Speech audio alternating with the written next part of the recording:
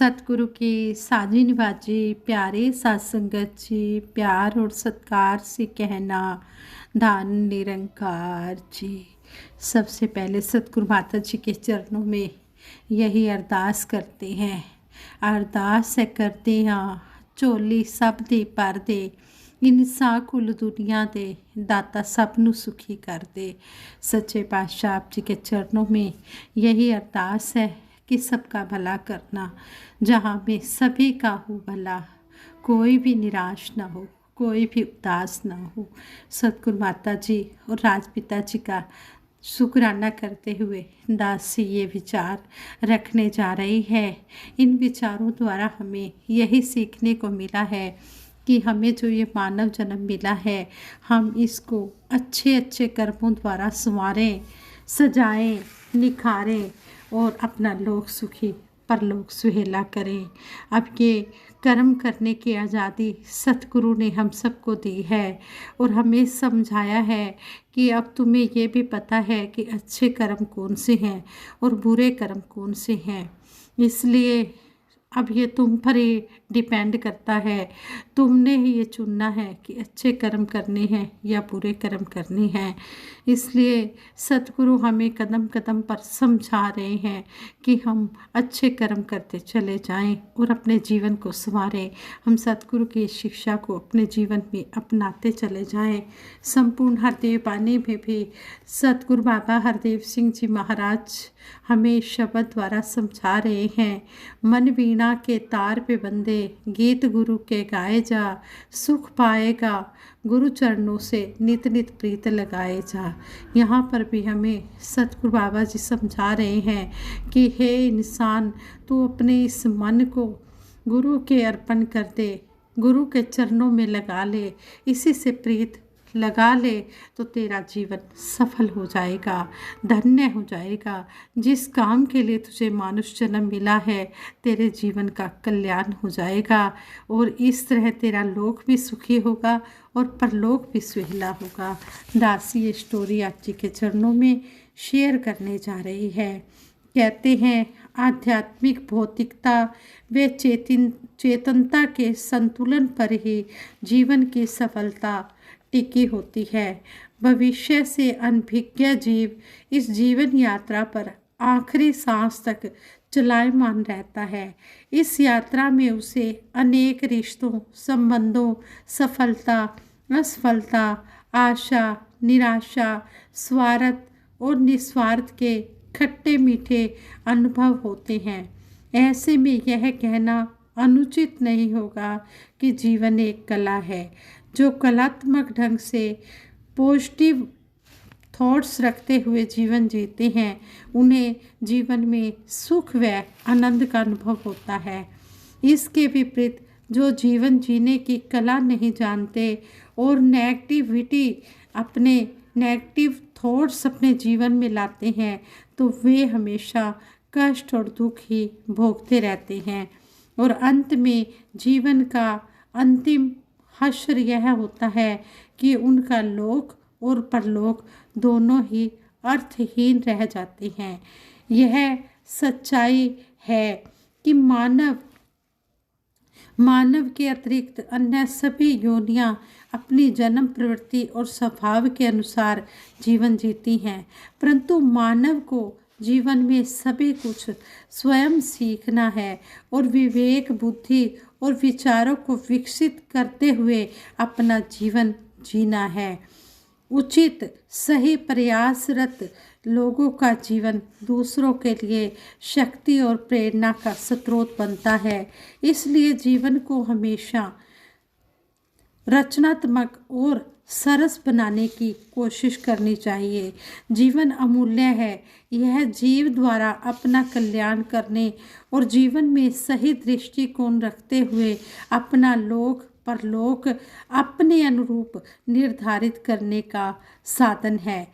एक प्रसंग के माध्यम से इसे समझने की हम कोशिश करते हैं। कहते हैं एक छोटा सा राज्य का नियम था कि वे हर वर्ष अपना राजा बदल देते थे। वे 1 साल के बाद अपना राजा बदल देते थे और पुराने राजा को घने जंगलों में छोड़ देते थे। वहाँ जंगली जानवर उस राजा को मारकर खा जाते थे। एक दिन उस राज्य में एक संत स्वभाव का व्यक्ति आया। राज्य के लोगों ने उस व्यक्ति को अपना राजा बनने का आग्रह किया। वह संत स्वभाव वाला व्यक्ति राजा बनने के लिए मान गया। उसका राज्याभिषेक किया गया। राजा सिंहासन पर बैठा और महामंत्री से बोला कि मुझसे पहले जितने भी राजा हुए हैं, मैं उनसे मिलकर उनसे राज कार्य का अनुभव ग्रहण करना चाहता हूँ। मंत्री ने बताया कि इस राज्य का नियम है कि वर्ष के अंत में राजा को घने जंगलों में छोड़ दिया जाता है, जहाँ हिंसक जीव उसे मारकर खा लेते हैं। यह सुनकर राजा ने कहा, मुझे वह स्थान दिखाओ जहाँ तुम उन सभी राजाओं को छोड़कर आते हो। राजा मंत्रिमंडल के साथ उस भयानक जंगल में पहुंच गए और वहां बहुत सारे कंकाल देखे जो उन राजाओं के थे जो जंगलों में छोड़े गए थे। राजा इस भयानक दृश्य को देख करके वापिस महल में लौट आए और सारी रात विचार करते रहे। सुबह महामंत्री को बुलाया और कहा कि महल से उस जंगल तक सुंदर सड़क बनवाओ, नहर खुदवाओ और बगीचे और चारों ओर फसलें उगवाओ। राज्य में स्कूल और हॉस्पिटल्स की व्यवस्था करवाओ। न्याय प्रणाली सुदृढ़ हो। राजा इस सच्चाई को जानते थे कि दूसरों की भलाई के लिए किए गए परोपकार, कर्मों व सुपात्र को दिए गए दान और असहायों की सहायता व सेवा द्वारा ही लोक परलोक को सहज व सुरक्षित किया जा सकता है। इसलिए राजा ने सबसे पहले भयानक जंगलों का स्वरूप बदलकर सुखद कर दिया और जंगलों के प्रति भय का नाश कर दिया। राजा की आज्ञा का पालन हुआ और सही समय पर ही सब काम पूर्ण कर दिए गए। 1 साल में ही भयानक जंगलों का दृश्य स्वर्ग के समान सुख देने वाला बन गया। राज्य में सभी नागरिक धर्म परायणता में रहते थे। राजा की सुंदर नीतियों से राज्य उन्नति के रास्ते पर बढ़ता चला गया। लोग खुशहाल थे और राज्य की चारों ओर प्रसिद्धि फैल रही थी। साल के अंत में राजा ने एक बहुत बड़ा यज्ञ रचाया जिसमें सारे राज्य के लोगों को इनवाइट किया गया। यज्ञ संपन्न होने पर राजा ने जनता से कहा कि आप सभी ने मुझे 1 साल के लिए राजा बनाया था। मैंने अपनी बुद्धि और संस्कारों से इस 1 साल को अवसर जानकर जितना अच्छा कर सकता था कर दिया है। अब अपनी प्रथा के अनुसार आप राज्य के लिए नए राजा का चयन करें और मुझे जंगलों में छोड़कर अपनी प्रथा को पूरा करें। यह सुनकर महामंत्री ने राज्यवासियों की मंशा जानकर राजा से कहा, हे महाराज, आज से हमने अपनी प्रथा बदल दी है, क्योंकि अब हमें नव ऊर्जावान, कर्मठ, सोच विचार वाला और सही मार्गदर्शन करने वाला राजा मिल गया है। वनों में तो हम उन मूर्खों को छोड़कर आने पर विवश होते थे जो 1 साल की सत्ता के अहंकार में भविष्य का विचार किए बिना अनंत भोगों में लिप्त होकर अपना अमूल्य समय व जीवन का नाश कर लेते थे। परंतु आप हम राज्यवासियों के लिए सुंदर प्रेरणा स्रोत बने हैं। अब राज्य सुरक्षित हाथों में है, इसलिए आप ही हमारे राजा रहेंगे। इस प्रसंग से हमें यही शिक्षा मिलती है कि यह संसार भी एक राज्य के समान ही है। जीव राजा की तरह होता है और शरीर महल है। सुख सुविधाएं सत्ता है। जीवन उस 1 साल की तरह है और कहते हैं कि 1 साल के बाद भयानक जंगल मृत्यु के समान है और नया राजा अर्थात जीव जिसे जिसे महल रूपी राज्य सता भोगने को मिलता है, परंतु सता के अहंकार में डूबकर केवल भोग विलासों को ही जीवन समझकर जीने वाला ऐसा जीव उन्हीं राजाओं की तरह अंत में दुख और कष्ट को भोगते हुए मृत्यु को प्राप्त हो जाते हैं।